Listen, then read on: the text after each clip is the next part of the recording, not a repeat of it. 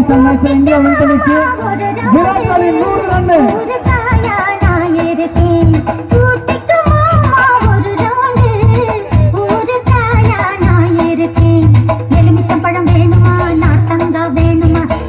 அழகா மறந்து விட்டான்.